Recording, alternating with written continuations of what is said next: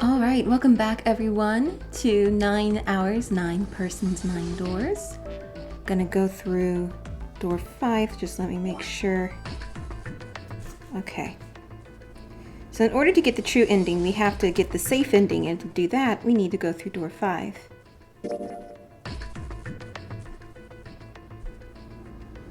Hey, wait! Junpei's cry echoed across the room. The 4 people walking toward the door stopped and turned back toward him. I want to go through door 5 too. The words were scarcely out of his mouth when Jun spoke up.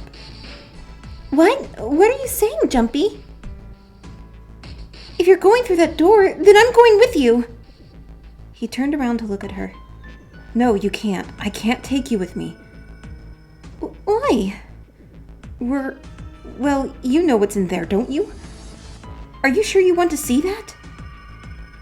Jun opened her mouth as if to say something, but instead closed it again and looked at the floor. Junpei felt an ache in his chest at her clear distress, but the choice was not his to make. There was nothing else he could do. Junpei turned away from Jun, doing his best to silence his turbulent emotions. Please, let me go into door 5. Seven scratched his head and looked at the young man. Man, now we're right back where we started. You know that? Junpei's bracelet number is 5, right? If we are going to add Junpei, then we must subtract 5 from the rest of us. Snake turned to Ace. Ace, please take good care of Clover. Oh, alright. That's fine.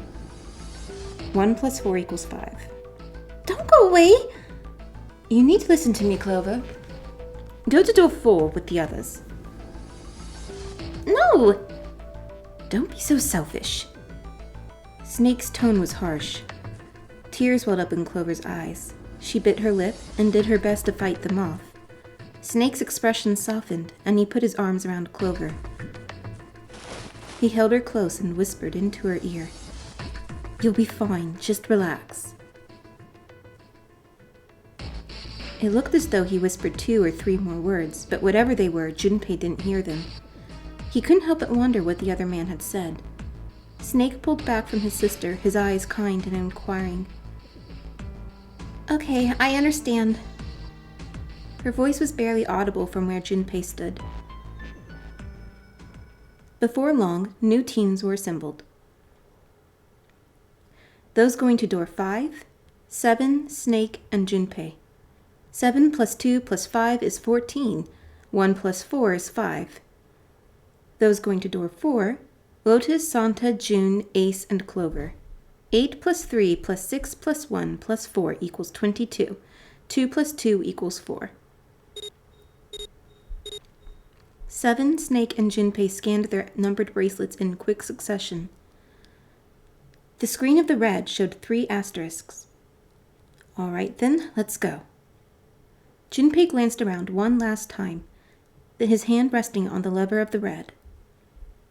Okay, please be careful. Concern was written plainly across her face. Junpei looked her in the eye and gave what he hoped was a reassuring nod. He pulled the lever.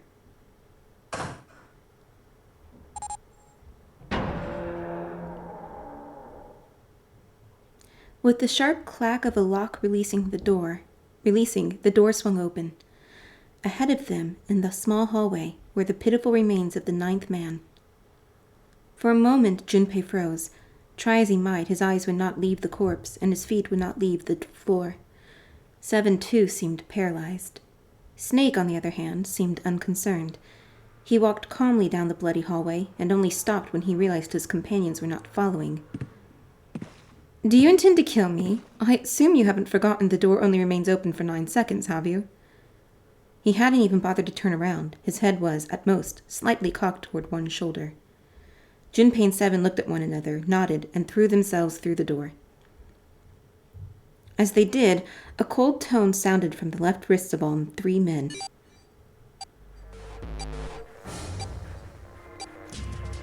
Seven and Junpei looked down at their bracelets.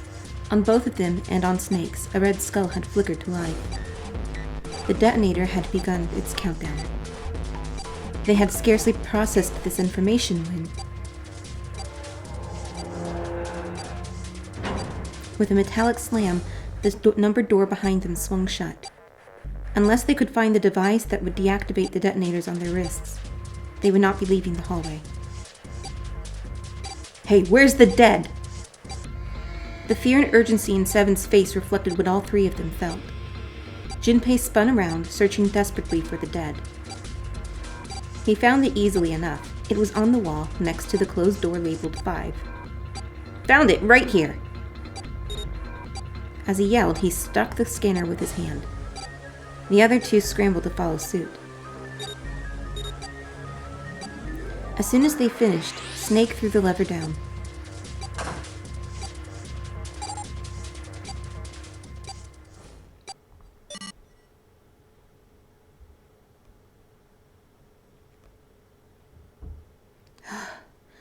Well, it looks like it stopped. As he spoke, Junpei wiped the sweat from his forehead with a trembling hand. "Goddamn thing's gonna give me a heart attack." A muscle stood out in Seven's neck, and the corners of his mouth were twitching. "Junpei, are you all right? Are you guys okay?" They could hear anxious voices, muffled but distinct, from the other side of the door. "Yeah, we're fine. The detonators have been deactivated." They heard relieved sighs, and even through the door the three men could feel the tension disperse. "All right, we're moving on. Be careful, okay?" "Okay." "Sure thing." They heard footsteps moving away, and before long they were alone again. Junpei looked around. The hallway hit a dead end 20 or 30 feet from where they stood. A thick iron wall blocked their way. Try as they might to force it, the wall refused to move. To the left, however, was a wooden door that looked positively inviting by comparison. In the middle of it was a plaque that read First Class. A first-class cabin, huh? Well, it seems like it. Let's have a look then, shall we?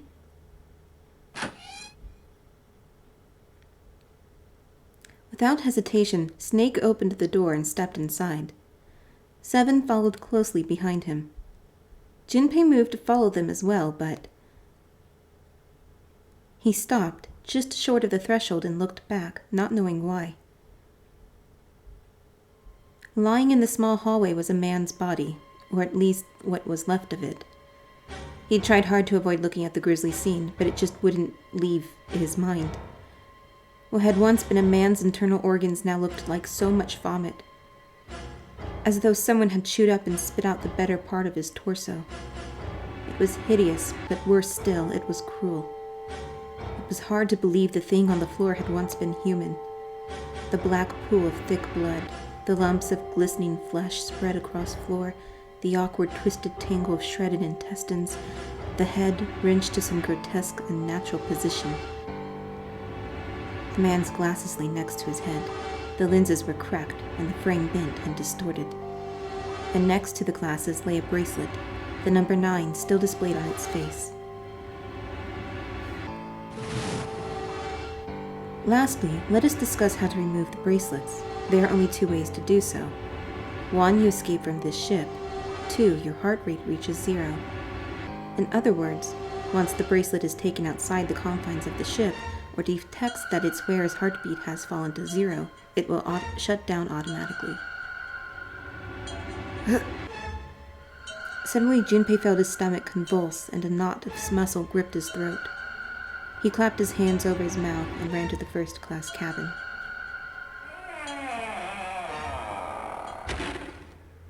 The atmosphere changed immediately. The room was gorgeous, and despite the apparent age of the ship, none the worse for wear. He looked around. Seven and Snake were nowhere to be seen. There were 2 doors on the right side of the room. He opened the one on his right and went through. On the other side of the door was a short hallway. He jogged down the hallway, opened the door at the other end, and peeked through. There they were, to his right, busy examining something. He stepped through the door and walked toward them. "What's up?" "Check this out. We found this thing here on the door." "The red light's on. Does that mean it's locked?" So I would assume. Is there any other way out? We looked around a little. Other than this door, we didn't find anything. So you're telling me that unless we can open this door? Yes, we won't be going anywhere. Junpei stepped away from the door and looked around the room. The room they were in looked like a bedroom. He figured the room he'd originally entered was the living room, or whatever passed for one on a ship. All right, let's find a way to open this door. Come on, guys!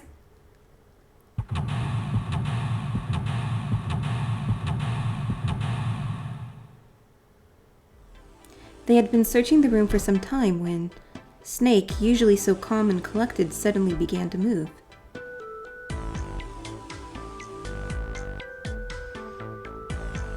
He stared about the room almost frantically, clearly looking for something.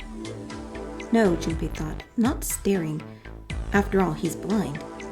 Blind or not, Snake was clearly attempting to do something. At last, Junpei could no longer contain his curiosity. What are you doing? Snake waited a moment before answering. I heard something strange. Something strange? Oh well, never mind. It doesn't seem to be anything suspicious. I don't wish to toot my own horn, but my auditory senses are considerably more advanced than those of most humans. I notice even the slightest of noises. Right, are you going to tell me you can hear a needle drop from a mile away? No, such a thing would be impossible. However, by listening to the sound of footsteps and breathing, as well as sound echoing off the environment, I can locate most objects. Oh yeah, that's right. When Clover found the big staircase a little while ago, you were at her side immediately. So that was... Yes, I could hear it happening.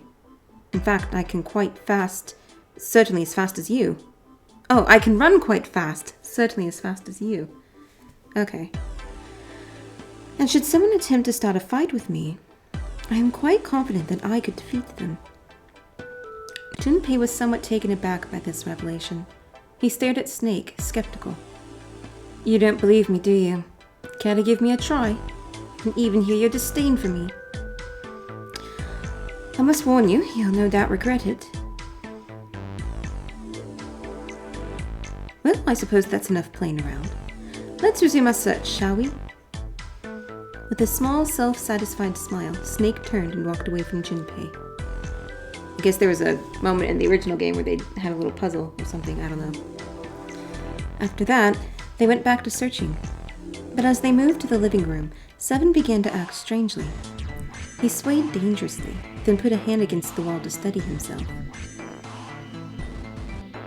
Hey, Seven, what the hell was that? Are you alright? Yeah, I'm fine. I just felt a little dizzy, that's all. Seven rubbed a couple of fingers across his brow and then shook his head as if to clear it. The hell's wrong with me? First memory loss, now I'm getting dizzy for no reason. Memory loss? Junpei couldn't hide the surprise in his voice. Seven, for his part, seemed unconcerned. Right, guess I haven't told you, have I? Told the rest of him, but that must have been before you showed up. Well, the long and short of it is that I don't remember Jack from before I woke up here. Didn't realize I hadn't told you. Whoa, wait a minute. You're talking about amnesia, right? Yeah, I guess so.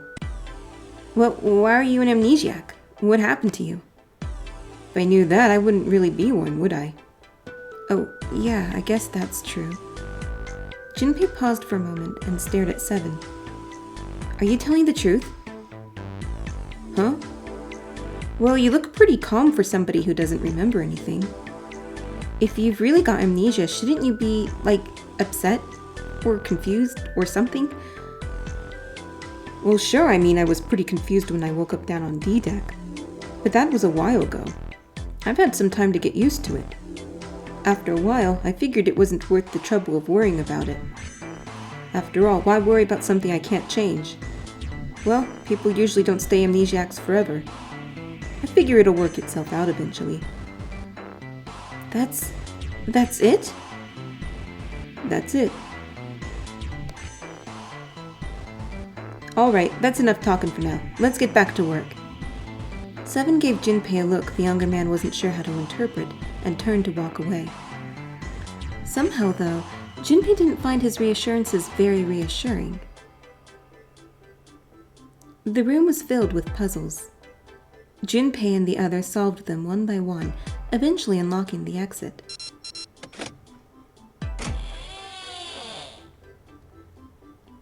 He came out of the door and into a long, straight hallway. He paused for a moment and turned around to look behind him. 7 was bent over, apparently doing something to the door. What's he up to? Junpei had spoke more or less to himself, but apparently 7 had heard anyway. The larger man stood up and turned to Junpei. I was just putting one of those plates in there. They had found the plates in the room they'd just left. It ought to keep the door from locking again. Now we can come back here anytime we want, right? Why would you want to come back here? Snake was a reasonable one. 7 thought about it for a moment before he answered. I might like to play a little piano.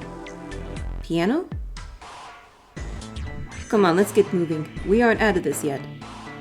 Without waiting for an answer, 7 started off down the hallway. Snake shrugged, sighed, and quietly followed 7.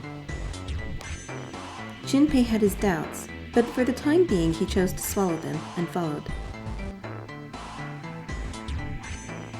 After some time in the hallway, they emerged into a larger, more open area. A large metal grate, like the door of a jail, divided it in half. They shook it for a while, but as they had expected, it did not move. Behind the grate were 2 elevators. From so far away, however, it was difficult to tell if they were still operating. Junpei took a moment to examine the left side of the room. Next to the wall was a set of stairs leading downward. Standing guard at the top of the stairway was a large iron gate. Foreboding as it was, the gate seemed to be the sort that could be opened, unlike the metal grate that bisected the room. With luck, Junpei hoped he might be able to get it open. In the center of the door was a small keyhole. Next to the keyhole, a small symbol had been carved into the metal. The female symbol? He wasn't quite sure what to make of it. Snake naturally was somewhat more sure. The Venus symbol, I imagine. Do you recall the similar symbols near the large central stairway? They reference many of the solar bodies. Sun, Saturn, Earth. So, as you can see, that one is likely not the woman symbol, but a Venus symbol. So I assume. While they had been discussing the symbols, Junpei now realized 7 had slipped away. His absence now felt. Snake and Junpei turned to look for their missing companion. There. 7 had left them to head down the hallway extending to the right of the stairs. Junpei grabbed Snake to lead him in the right direction, and they both headed off after 7. Before long, the 3 of them stood in front of a door. It was a French door. Junpei tested the door and realized that, unlike so many others that they'd encountered, it was unlocked.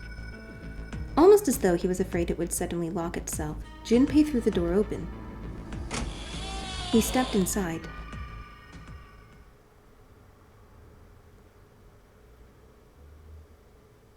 It's a little parlor there. It took only a moment for Junpei to take in his new surroundings. Is this some kind of casino? Sure looks like one. Before Junpei could comment further, a noise from behind made him turn around.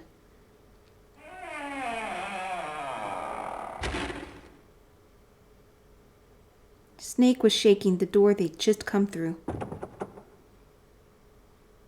As 7 and Junpei watched, he threw up his hands in frustration and then kicked the door for good measure. It looked as though they were once again locked in. There was no reason to panic, however. Even if the door had been left open, there was nowhere for them to go back there. They would have to find another way out. All right, guys, let's split up and search this room. Come on, no dawdling, let's go, quickly now! Spurred to action by 7's words, Junpei and Snake began to examine the room.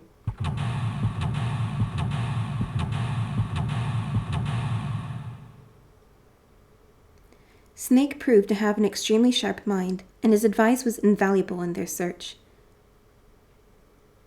Without too much difficulty, they found the Venus key and solved the final puzzle. At last, they opened the exit. Oh, that was easy enough. A room, in fact, that they had been in once before. There was little to surprise them there. They already knew what their next step had to be.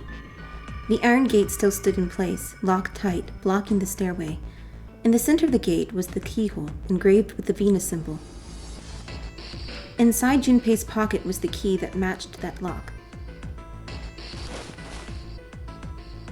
Wasting no time, he pulled it out and shoved it into the keyhole. With the distinctive sound of metal on metal, he felt the lock click open. All right, let's get this thing open. No problem, let me help with this one. Junpei grabbed the handle on the left side and Seven took the handle on the right. On Junpei's signal, they both pushed, and the gate creaked open.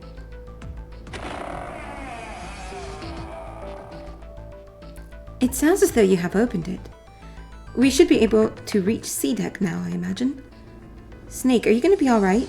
I mean, the stairs. Please, do not do yourself the embarrassment of underestimating me. I'd be unlikely to trip even if I were running backwards. Good to hear, let's move. At Seven's words, they leaped onto the stairs and jogged quickly down them. At this point, the plot unfolds in the same way as it does when the 4 doors selected. You can jump to the next door selection point on the flowchart without missing anything. Well then, let's do that. Okay, just had to skip through a whole bunch of stuff. So, in order to get the safe ending, we need to go through door 8.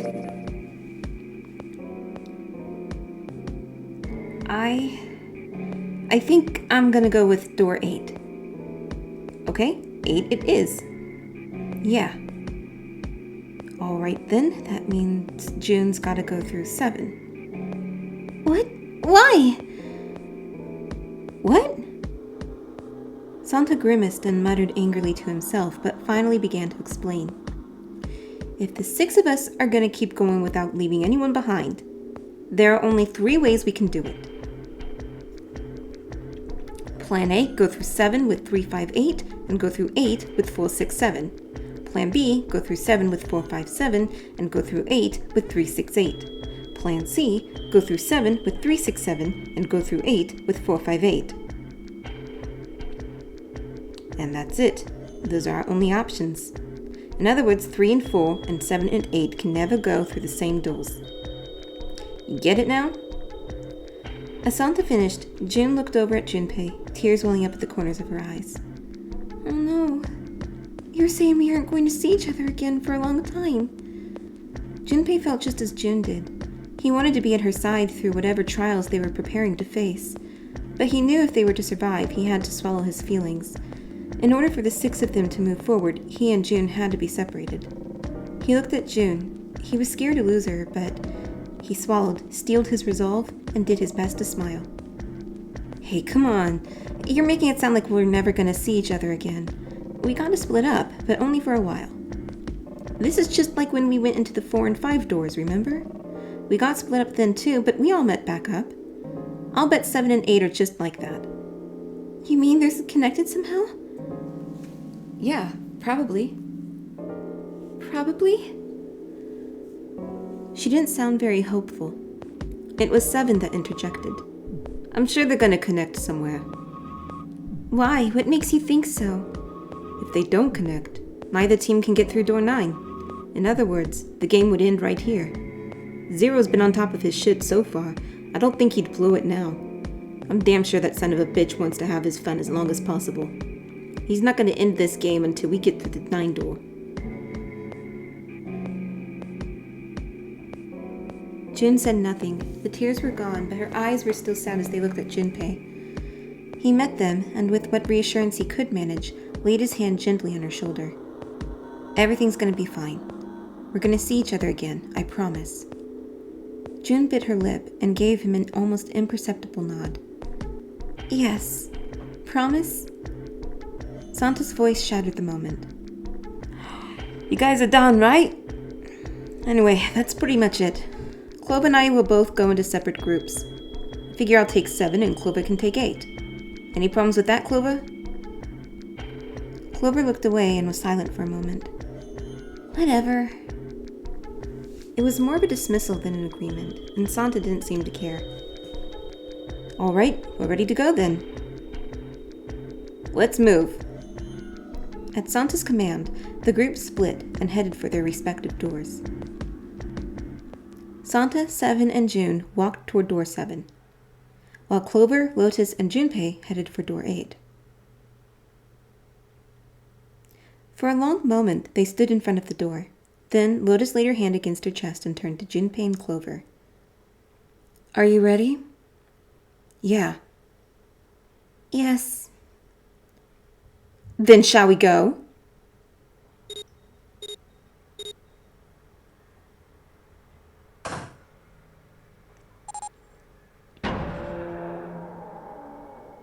The door had opened. A narrow hallway stretched out before them. Lotus and Clover leaped through the door. The moment they did, their bracelets beeped. The detonators in the bracelets had been activated. Junpei stepped forward to follow them, but as he was about to step over the threshold, he stopped. Ass, what are you doing? He looked to his left, toward door 7.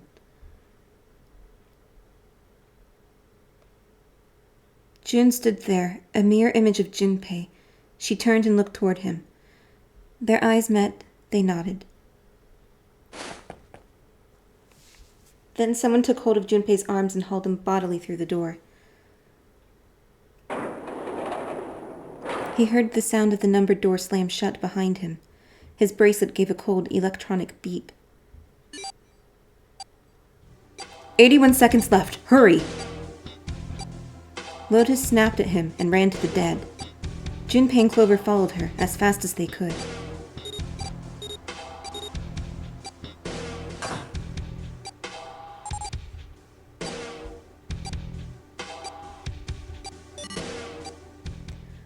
It stopped.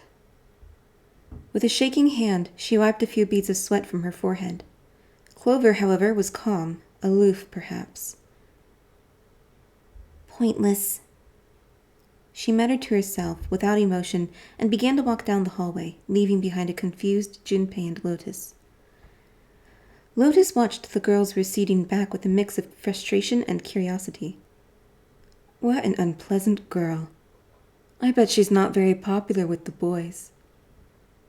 Her sarcasm seemed a little more biting than was perhaps necessary, but she sighed and started after the younger girl. After taking a moment to catch his breath, Junpei followed. The hallway made a number of turns before at last coming to a dead end. Set into the wall on the left side was a large iron door. For a few minutes they stood in front of the door, examining it. Above the door was a plate with the word laboratory engraved on it. A laboratory, huh? That doesn't sound very pleasant. I don't like the look of this place. Me either, but there aren't any other doors. It's not like we have a lot of choices. Junpei? Huh? Please, you first. Junpei suspected her politeness was motivated by something other than respect. It totally was. Ugh. Junpei muttered to himself and pushed open the iron door. His first steps inside were tentative and careful, but as he examined the room, it became clear that there was no imminent danger. Lotus followed him in, and Clover brought up the rear.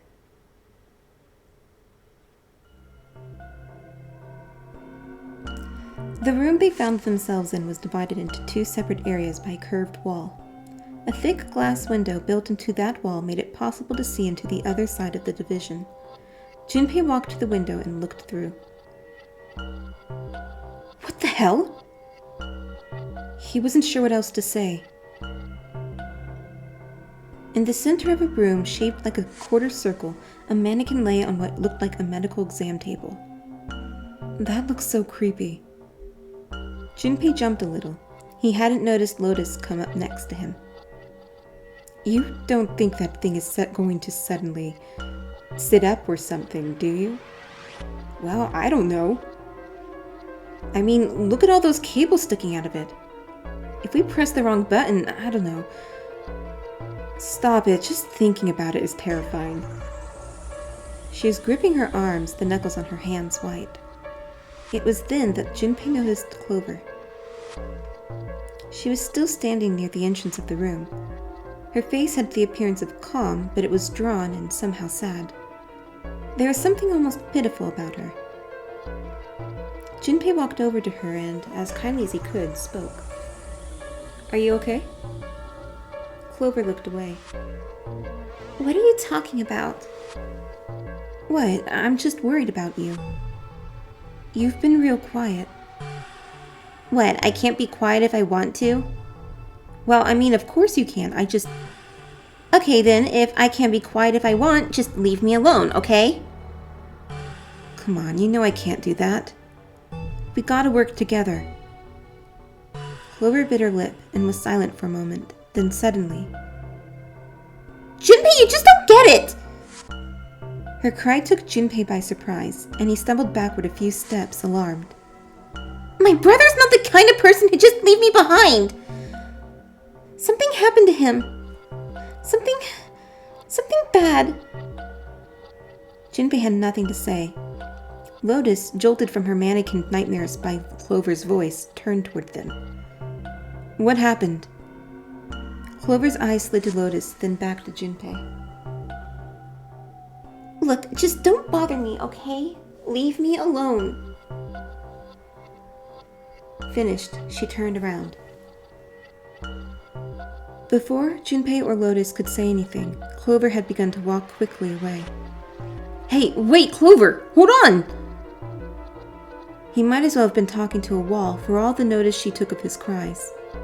Not even slowing down, she made for a doorway cut in the wall in front of her.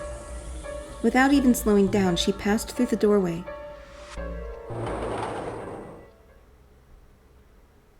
And without warning, an iron gate fell from the ceiling like a portcullis, sealing Clover in. What the heck? What's going on here?" Clover grabbed hold of the iron bars and shook them as hard as she could. "Hang on, I'll get it open!" Junpei grabbed the bars and pulled in a moment. In a moment, Lotus joined him. The three of them pulled as hard as they could, but...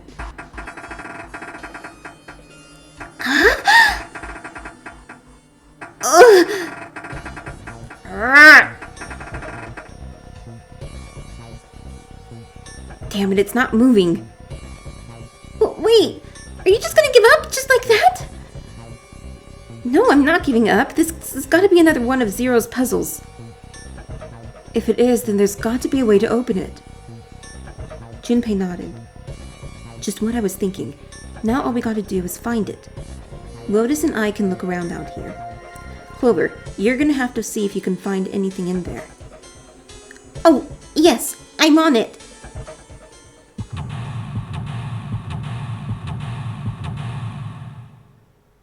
Working together, Junpei and Lotus solved the room's puzzles in fairly short order. On the other side of the thick glass window, Clover worked feverishly to find anything that might help her escape. At last, Junpei and Lotus managed to restore power to the computer monitor. Streams of letters that made no sense to Junpei began to scroll across the screen. He had hoped it would turn on, but he hadn't expected this. Huh? It's actually working? So it would seem. Isn't that kinda weird? What? Well, it's not connected to the main computer, right? There's just this keyboard, mouse, and monitor. So why is it working? Maybe it's a wireless display. Clearly this was a reasonable explanation to Lotus. A wireless display? Yes, it connects to your computer wirelessly, hence the name. Have you been living in a cave, Junpei? As they spoke, the lines of letters suddenly stopped and disappeared. The only thing left on the screen was the word pass, followed by a colon. It looks like we need to enter a password. Again, there must be a hint around here somewhere. Could you go take a look? Yeah, I'm on it. What are you going to do? I'll see if I can do something about this on my own. On your own? Yep, on my own. Lotus pulled over the nearest chair and dropped herself down onto it in front of the keyboard. For a second, she stared at the screen. She kneaded her hands, knuckles popping, and twisted her back left then right. All right, let's kick some ass. I love these little outfits because it's always like, where are your nipples, girl? Lotus smiled to herself and rubbed her hands together in anticipation. Before then, Junpei had time to blink. She was typing at an incredible speed, the click-clack of the keys running together like machine gun fire. Yeah, because he's totally looking at her hands there.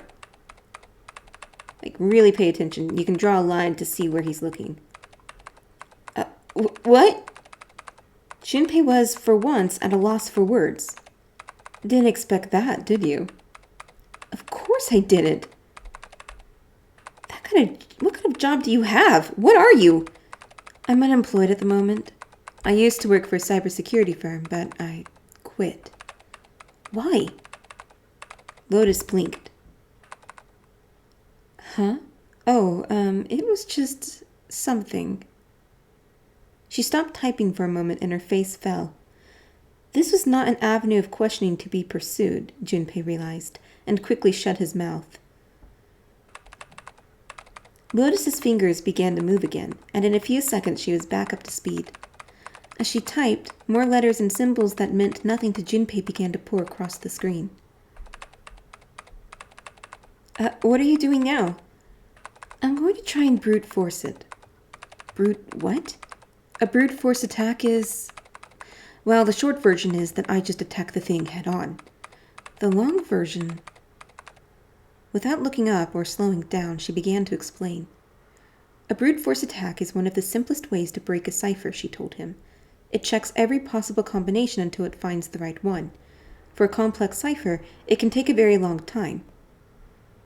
The thought of doing something like that made Junpei feel tired, but Lotus explained that she was writing a program that would run just such an attack on its own.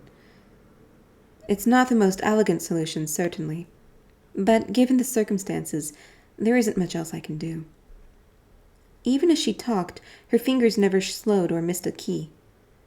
Junpei couldn't help but feel a little odd. Oh, but back to what we were talking about earlier. What were we talking about? The wireless display. It's kind of strange if you think about it, isn't it? How do I put it? Well, let's say you write a program that calculates an addition problem for you, all right? So you enter 1 plus 1. The screen will show you 2. See? Isn't that strange? No, not really.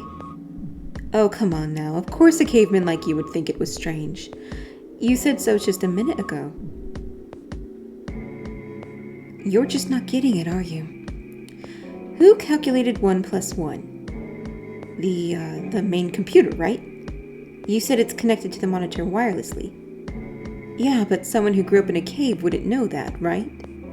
They'd probably think that this thing here, the monitor, is doing the calculating. And once they've decided that, they'll start examining this monitor. They might poke the screen or something. Ah, I see. The color changes when I press it here. Then they might investigate the hardware on the inside. Ah, I see. So this wire supplies power. Eventually, they might even cut the wires. Ah, yes, just as I expected. When this wire is cut, no results appear. Therefore, it must be this device which does the calculations. But the truth is that, just like you said, the computer is doing the calculating.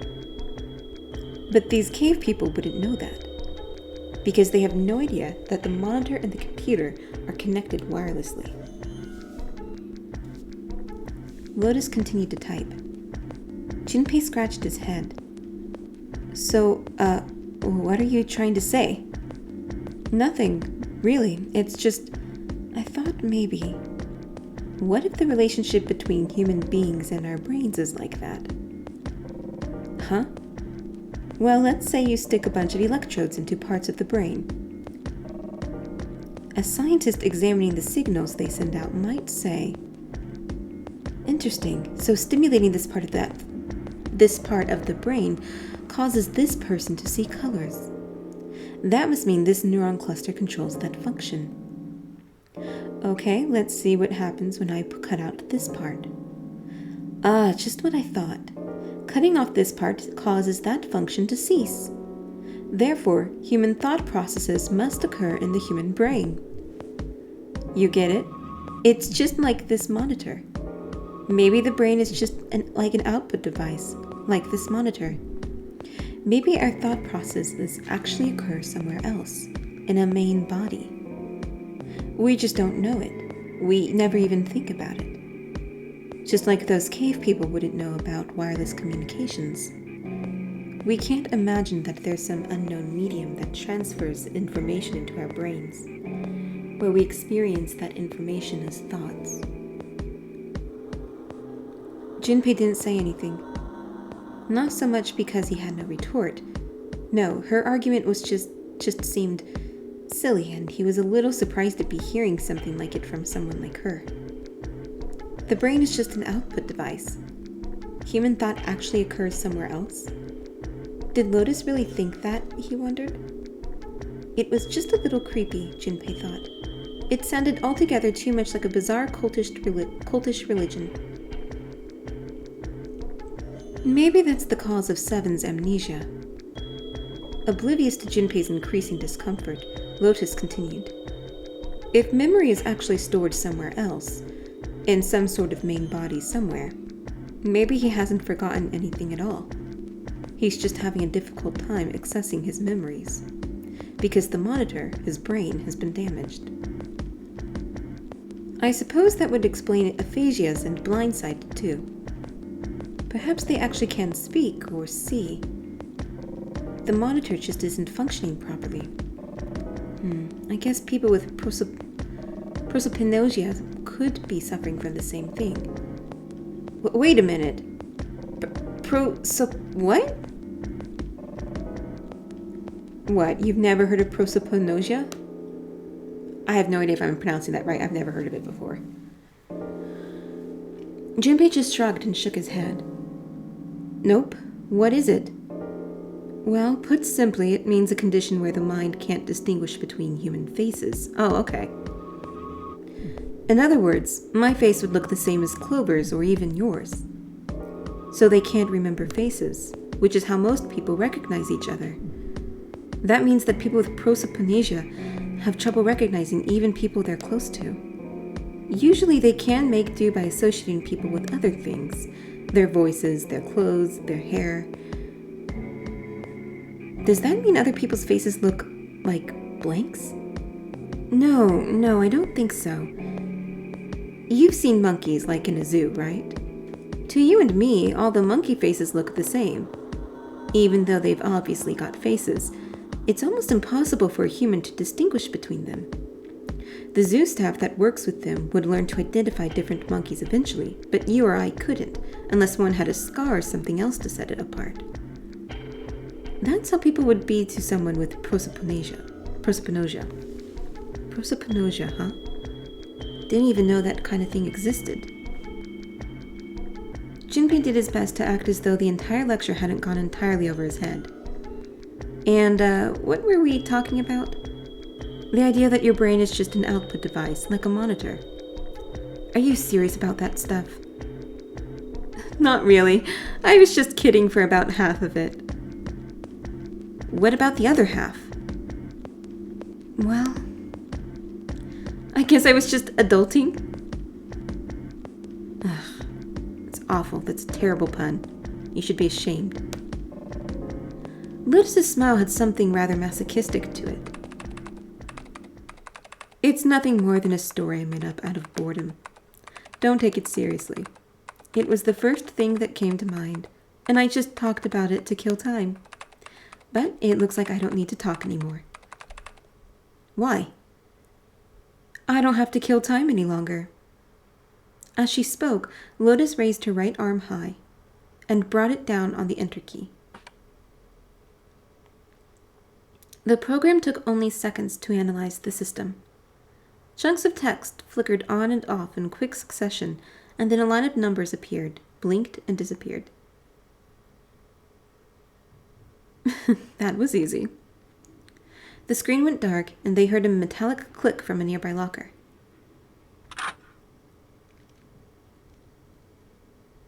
One of them appeared to have been unlocked. They opened the door to find a key engraved with a familiar symbol. Junpei handed it to Lotus. The Earth symbol. It was just at that moment that he heard a voice behind him. It was Clover. Hey, Junpei, do you have a minute? He put the puzzle aside for the moment and walked over to Clover. What's up? I wanted to ask you something. Junpei, you went into door 5 with my brother, right? Did you hear him say, anything weird? Why is she asking me this? Junpei wondered. The more he thought about it, however, the more it made sense Snake had been gone for a long time. Clover was quite attached to her brother. Of course she would have been worried about him. He thought back to when he'd gone through door 5, hoping he might remember something, even a small something, that would help her. However... Sorry, Clover, I can't really think of anything. I mean, he did mention that his hearing exceeds that of a regular person, or something like that, but that's about it. Okay. Clover's words were barely audible. She nodded vaguely to Junpei and turned to walk away. Hey, wait a minute. Look, I don't know if I should ask you things, but if you don't mind, I was hoping you could tell me if, is Snake, was he born? You're talking about his eyes? Yeah. No, he wasn't born blind. When he was a kid, he got in an accident. A really bad car accident. He couldn't see after that. And his arm. His arm? Yeah. My brother's left arm is, it's not like a normal person's arm. It's fake. It's not a real arm. The accident hurt him really bad. To save him, they had to cut off his arm.